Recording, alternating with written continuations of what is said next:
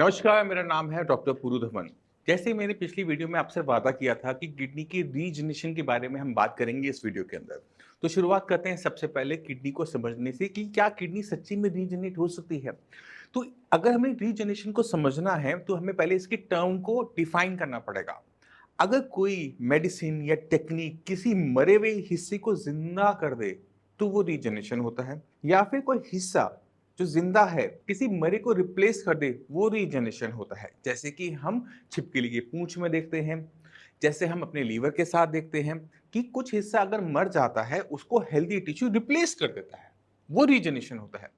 मगर किडनी के साथ अपनी दिखते हैं और उसकी अपनी कुछ खूबियां हैं जिसके बारे में हर किडनी फेलियर पेशेंट को पता होना चाहिए। तो हम शुरुआत करते हैं सबसे पहले समझने से कि किडनी के अंदर हीलिंग प्रोसेस कैसे होता है। क्योंकि लीवर के बारे में हम जानते हैं कि लीवर रीजनरेट करता है। लीवर के अंदर जो हिस्सा मर गया वो रीजनरेट नहीं हो रहा, जो हिस्सा जिंदा है वो उसे रिप्लेस कर रहा है। तो हमारे लिए अपनी किडनी को संभालना आसान हो जाएगा। हमारी किडनी के अंदर जब किसी टाइप का नुकसान होता है, मान लो कि किसी का एक्सीडेंट हुआ या फिर किडनी डोनेट करी, तो किडनी 2 से 1 हो जाती है। किडनी की फंक्शनिंग डाउन हो गई, किडनी लेवल बढ़ जाना चाहिए था, बट किडनी का लेवल बढ़ता नहीं है सिंगल किडनी के साथ भी। अब सवाल उठता है कि ऐसा कैसे हो रहा है।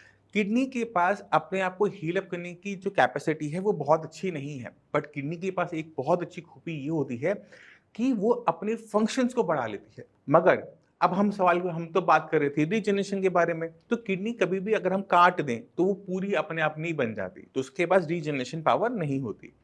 किडनी की जब हम बायोप्सी करते हैं तो उसके अंदर हमें 2 हिस्से देखने को मिलते हैं। एक हिस्सा वो होता है जो कि डेड है, स्क्लेरोज्ड है।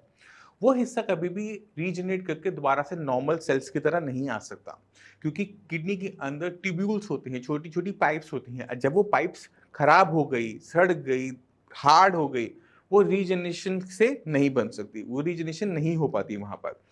अब सवाल ये है कि किडनी डाउन कैसे होगा? हम बेटर कैसे होंगे? तो उसका आंसर ये होता है कि जो किडनी का हिस्सा मर गया है, उसे आप भूल जाओ। किडनी के अंदर जो हिस्सा आपका बीमार है, जिसके अंदर इन्फ्लेमेशन है, उसको आपको प्रोटेक्ट करना है, उसमें से इन्फ्लेमेशन हटानी है। और जो हिस्सा आपका जिंदा है उससे आपकी फंक्शनिंग बढ़ानी है, जिससे कि आपका जो फिल्ट्रेशन है, ब्लड की फिल्ट्रेशन है, वो बेटर हो। जब ब्लड की फिल्ट्रेशन बेटर होगी तो क्रिएटिनिन डाउन होगा, यूरिया डाउन होगा। जैसे मैंने आपको पहले वीडियोस में भी दिखाता हूँ, मैं आपको दोबारा से दिखा देता हूँ। तो आपने खुद देखा कि किडनी की फंक्शनिंग को बढ़ाया जा सकता है, मगर उसके लिए हमें करना क्या पड़ता है कि हमने किडनी को नुकसान पहुंचाने वाली चीजों को वहां से हटाना पड़ता है।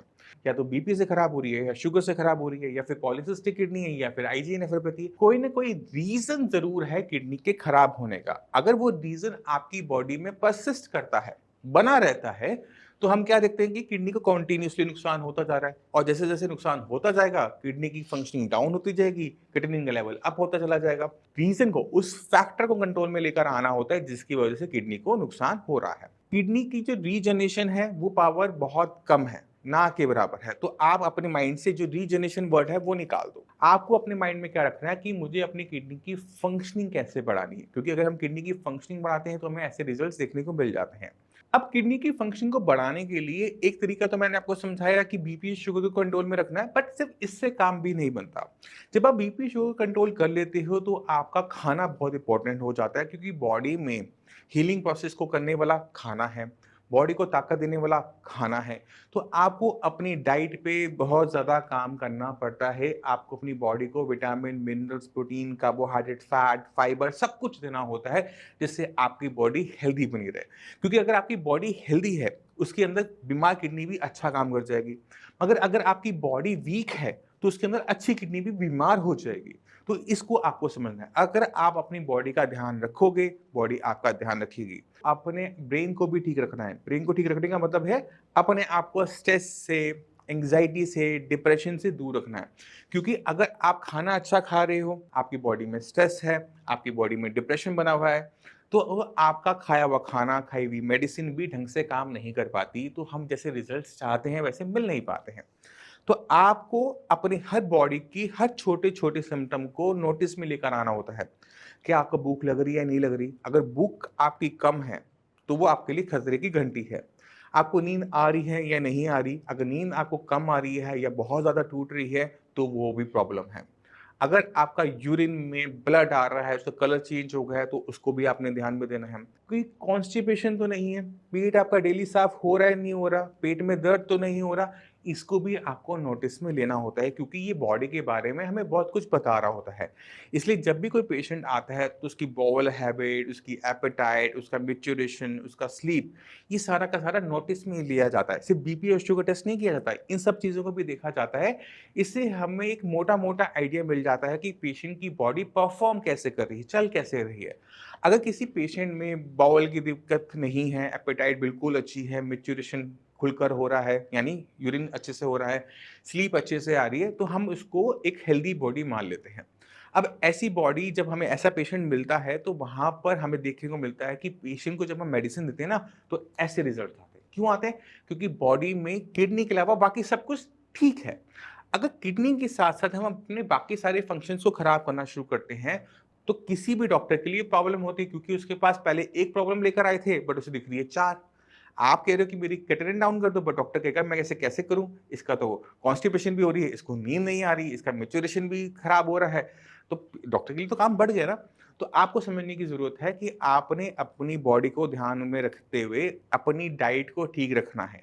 बहुत ज्यादा रिस्ट्रिक्टेड डाइट, मिलेट्स पे, उबली हुई सब्जियों पे नहीं रहना, क्योंकि इससे रहोगे बॉडी अपना वेट लूज करेगी, मसल मास जाएगा, वीकनेस आएगी, बॉडी में स्वेलिंग आएगी, लंग्स में पानी भरेगा, खून नहीं बनेगा, दसियों टाइप की दिक्कत होनी शुरू हो जाएगी, जिसको सॉल्व करना डॉक्टर के लिए मुश्किल हो जाता है। तो आपने इन चीज़ों का ध्यान रखना है। अक्सर पेशेंट के माइंड में होता है कि आयुर्वेद से किडनी रीजनरेट हो जाती है। आयुर्वेद से किडनी रीजनरेट नहीं होती। आयुर्वेद से वो माहौल तैयार होता है जहाँ पे किडनी अपने फंक्शंस को बढ़ा लेती है।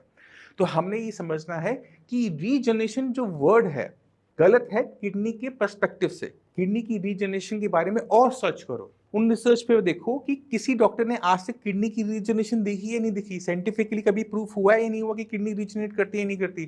क्योंकि अक्सर हम क्या करते हैं, व्हाट्सएप पे आया हुआ मैसेज और यूट्यूब पे जो भी आ रहा होता है, जो भी कंटेंट आ रहा होता है, हम उसे सच मान लेते हैं। हमारी दिक्कत क्या होती है कि जब हम उसे सच मान लेते हैं तो वहां पर हमारे लिए प्रॉब्लम होनी शुरू हो जाती है, क्योंकि हम जो उसमें तरीके बताए गए होते हैं उनको गलत तरीके से अप्लाई करना शुरू कर देते हैं। और जब वो काम नहीं करता तो मुझे लगता है कि पूरा सिस्टम ही बेकार है। तो आपको समझने की जरूरत है कि आप अपनी बॉडी को अंडरस्टैंड करो, बीमारी को अंडरस्टैंड करो, किडनी क्यों खराब हो रही है उसको अंडरस्टैंड करो। फिर आपको एक नेविगेशन बनानी पड़ती है कि ओके ठीक है, मुझे ऐसे नेविगेट करके जाना है, मुझे ये ठीक करना है, मुझे ये ठीक करना है, मुझे ये ठीक करना है।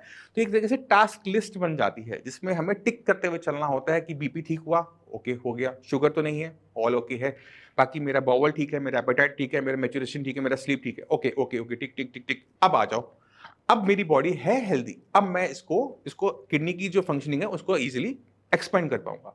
और जैसे ही वो एक्सपेंड होता है, जैसे मैंने आपको रिजल्ट्स दिखाए, मैं आपको जाते हुए फिर दोबारा से रिपोर्ट्स दिखा दूंगा, वो रिजल्ट्स हमें मिल जाते हैं। तो मैं उम्मीद करता हूँ इस वीडियो से आप काफी कुछ समझ गए किडनी की रीजनरेशन के बारे में, कि किडनी रीजनरेट करती है या नहीं करती है। फिर भी डाउट रह जाए ना, तो गूगल आज की डेट में इतना डेवलप हो चुका है कि आपको इतने रिसर्च पेपर दे देगा जिसके आपको पूरा का पूरा आइडिया मिल जाएगा कि किडनी रीजनरेट करती है या नहीं करती।